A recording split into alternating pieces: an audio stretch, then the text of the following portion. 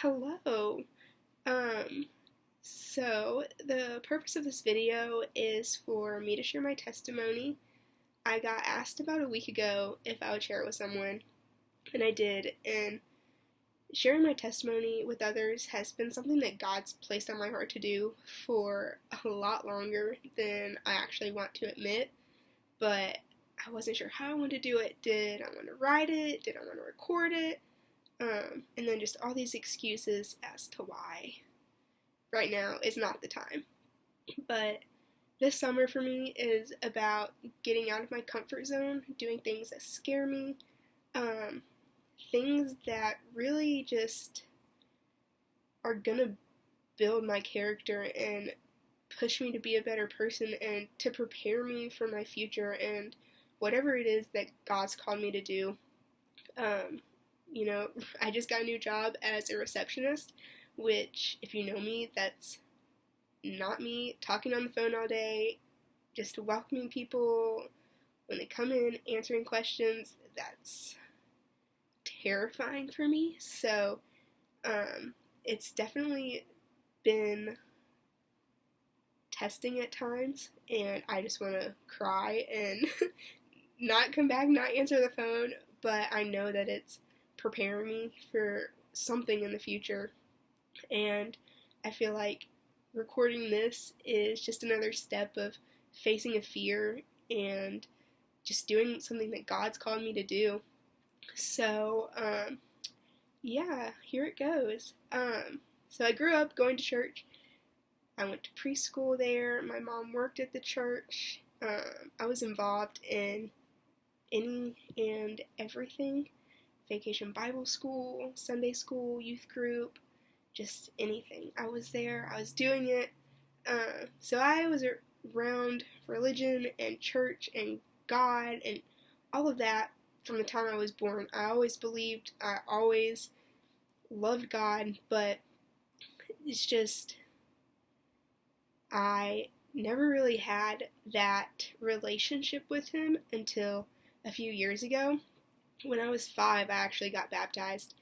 But looking back at it, the reasons I got baptized were not the right reasons, let's say. I was more scared of dying and not going to heaven. And so I always heard, if you don't accept Jesus into your heart and you die, you're not going to heaven, you're not getting in. So as a kid, like, that terrified me. What if I got in a car wreck and something happened and I wasn't saved? Like, I wasn't going to heaven. And that was terrifying at the age of 5. And so I got baptized, and I still believed, I still loved God, like, all of that. Like, it definitely did. It wasn't just like trying to get into heaven. But there was never that real relationship and that real sense of just fully surrendering myself. So I grew up still, elementary school, going to church, I was involved. When I got into middle school, I started playing club volleyball, and that's when things really started to change for me. The older I got, the more competitive it got, the more tournaments we went to, the more weekends I was gone. The weekends I was home, I didn't want to do anything. I just wanted to sleep in, get caught up on schoolwork, and that was about it. Like, church was not on my to-do list at all. So that went on till I was a junior in high school. And then my junior year, like, life was great. Life could not get any better for me. I had just committed to Presbyterian College to play volleyball. My team won Big South. We qualified for nationals.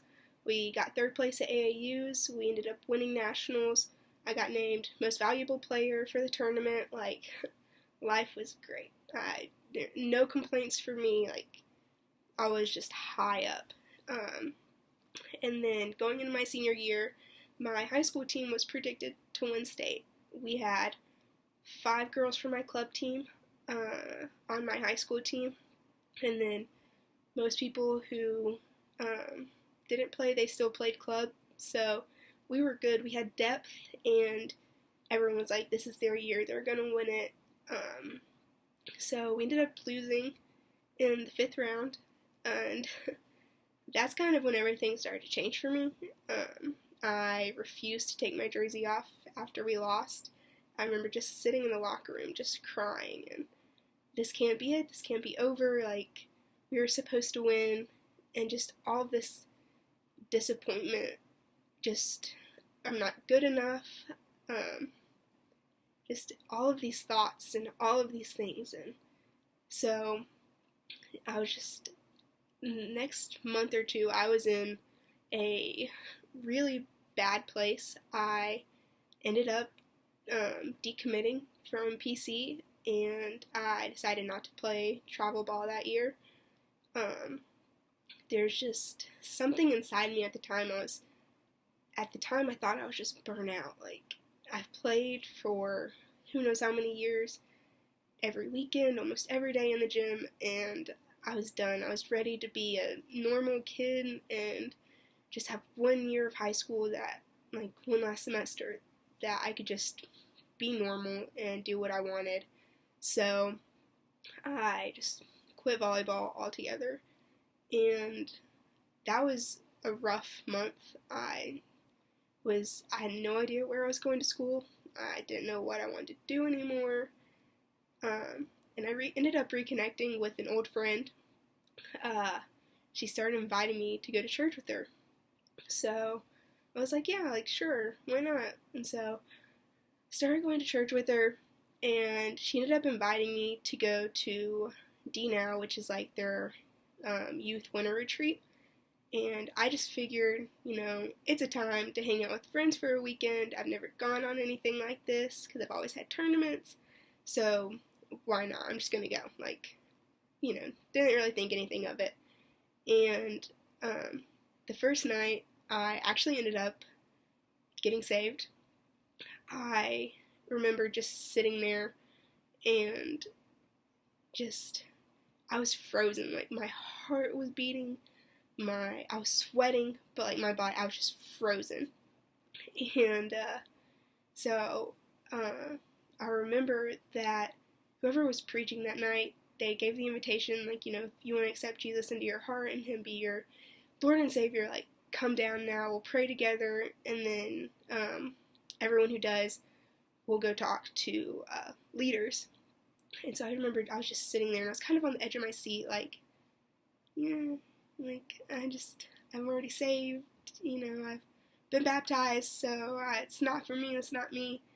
And I remember just sitting there, just, like, frozen, and he was like, what, I gotta ask one more time, is there anyone else? And I don't even remember, like, getting up and leaving. I just know that something inside me, I stood up and I was out the door going to talk to someone, and I ended up surrendering that night. I just hit my knees, and I was like, you know what, God, like, I need you. I don't know what I'm doing. I don't know anymore. It's basically what it was. And so that night, like, everything changed. I just completely lost my train of thought. Like, I'm just getting so emotional. So, a couple months go by, and I'm still, like, life, it was weird, because on one hand, like, my faith had never been so strong, but at the same time, I was so confused, and I was so lost about what it was I was going to do. I only applied to PC, so I didn't know where I was going to school unless I went to community college, and I really did not want to stay at home, and I did not want to do that. So I just started praying, like, this one simple prayer, and it was yes. And it was laying my yes on the table to whatever God wanted me to do, whatever He had in plan, or, like, in store for my life, and wherever it was that He wanted me to go, like, I was saying yes then and there. I actually got it tattooed, yes, with mountains. So that's just what I began to pray was, God, yes, like, just show me what it is, and I'll do it, I'll go, just tell me. And that became my prayer for months, like, just every single day, it was yes, like, God, I don't know what it is I'm doing, but I'm saying yes right now. And, so that, pretty much from February until July, the end of July, beginning of August, I didn't know. There were so many questions. It was, everyone's asking you, you're graduating. What are you going to do? Where are you going to go? What do you want to be? All these things. And my answer was, I don't know. Sorry. And so that was definitely difficult, but it was a season of waiting, and I'm so thankful for it because I literally had nothing except to trust in God. Like, I had hope that He had a plan. I knew He had a plan, and I had to have faith that even though I didn't know what it was, He did. But that was hard because I like having a plan. I like knowing what's ahead. I like knowing what's in store. So I really just was walking by faith during that time. And one Thursday night, I went to a worship night with my friend Kendall, and I remember they played the song Do It Again by Elevation Worship, and that had kind of been my song the past few months, just like, I've seen you move mountains, and I know you'll do it again, and so, like, I just really connected with that song, and, so they played it, and I just remember standing there, just hands up, just crying, and just pleading out to God, like, God, please show me something, give me a sign, give me anything. I've been saying yes, I've been living by faith, but please, I need something. Like, am I on the right track? Am I doing what I'm supposed to be doing? Like, what your plan has in store for me? Like, I don't know. Please, just anything. Like, I'll take anything. And it was just like in that moment, like, I had complete peace, and I could like just hear Him saying, like, just wait. So I was good. I was like, you know what? I don't know. I start class on Monday. We'll see what happens. And so the next day is Friday, and I go to pick my grandma up for lunch because we ate lunch together every Friday that summer. And in the car on the way to the restaurant, we were just talking, and I get a call from Sydney, the girl I was supposed to room with if I went to PC, and they had just started preseason, so I figured, she's just gonna tell me, like, how bad it is, and, you should be glad you didn't play, and so we start talking, and she was like, do you wish you would have played? And I said, a little bit, like, I kind of wish I would have just given it a shot. If I didn't like it, then one season, I'm done, and that be it. At least I can say I tried. And she was like, well, do you want to come and play? And I just kind of looked at my grandma, and we were like, what are you talking about? So, the coach, she ended up, she wanted me to come back and play, and so I told Sydney, I was like, just have her call me, I'll talk to her, we'll talk it out, I'll tell her my concerns, and, the plan that I thought I had kind of figured out at the time was to go to school for 2 years, become an x-ray technician, and start working. So, done and easy. So on Saturday, like, I called her, we started talking, and I asked her, I was like, can I just let you know tomorrow? Like, I gotta talk to my parents about it, I gotta figure it out, like, I don't know. So, it was just 24 hours of praying, and just 1 minute I wanted to play, 1 minute I didn't, and I remember talking to my mom, and she was like, hello, like, you've been sitting here for months now praying this prayer that God, like, I'll go where you want me to go and I'll do what you want me to do. And here it is, like, He's opened a door for you and you're not going to take it. Like, that's what? So, yeah, I was like, you know what? Like, you're right. God is completely, He didn't just put this, like, He didn't just lay this out in front of me. Like, He body slammed me with it. That's kind of our joke now, is God straight up just threw me on the ground and said, this is what I want you to do. This is where I want you to go. And so I called her back on Sunday and I was like, I'm in. I'll play. I want to come. And so she was like, okay, like, when were you supposed to start? Like, have you gone to AB Tech yet? Like, have you started classes? All this stuff. And I was like, no, I'm supposed to start tomorrow. And she said, okay, whatever you do, like, do not go. As soon as you go, like, that messes up your scholarships and all of this. So I was like, all right, you don't have to tell me twice not to go. So Monday, I drive down to PC, I sign all my papers, I get my physical, come back. Tuesday, I go dorm shopping, get all my stuff I need. Wednesday, I move in, and then Thursday, I started practice. So literally in the span of 1 week, my life completely changed. A door that I thought I had shut and nailed and kicked down and burned, and just a door I thought would never be open again in any type of way.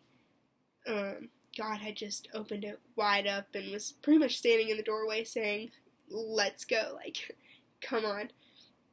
And, yeah, so it's just, looking back at it, the way that things had to happen for me to get to where I am today and to fully surrender, like, He had to take away the thing that I put my identity in for my whole life, the thing that I put hours and hours and hours into.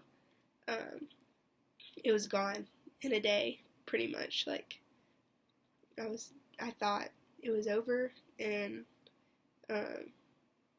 but looking back, I realized that in order for me to fully surrender and give my life to Him, I had to get rid of volleyball for that amount of time. I had to let it go. Honestly, I had to be lost. Like, I didn't know who I was without it. I didn't, like, all my friends pretty much played. They were all on my team. They were my sisters. And I was used to spending pretty much 5 days a week with them, if not more. And here I was, they were out there doing their thing and they were playing still, and I was just at home, like, confused on what I was gonna do. And yeah, so it's like, I still don't know, like, I'm at a loss for words, because when I think about it and think about just how amazing his plan is, and how it's like, at the time, things don't make sense to us and we can't see the bigger picture, but He has everything perfectly laid out and mapped out for us, and all we have to do is walk by faith and just trust Him. And even in the seasons of waiting and where you just cry and plead with Him and just beg Him for something, it's like, oh, I don't know, it's just amazing to, like, just know that no matter what's going on in your life, and just through all the confusion and all the waiting, like, He's still so good, and there's never a season that's wasted, because I know that I would not be the person I am. I wouldn't be the teammate I am anymore. I wouldn't be anything if, I don't know. It's amazing, and I know I kind of went off on a little tangent, I guess you could call it, and yeah, so if you've watched this till now, I really appreciate it, and yeah, if you want to share your testimony with me, I would absolutely love that. If you ever need someone to pray for you, just let me know. You don't even have to tell me what it is. Just, hey, can you pray for me? Or, hey, blah blah blah is going on. Can you pray for me? Like, heck yes, I've got you. I'll stop what I'm doing. I'll pray for you right then and there. So yeah, thanks for watching, and bye.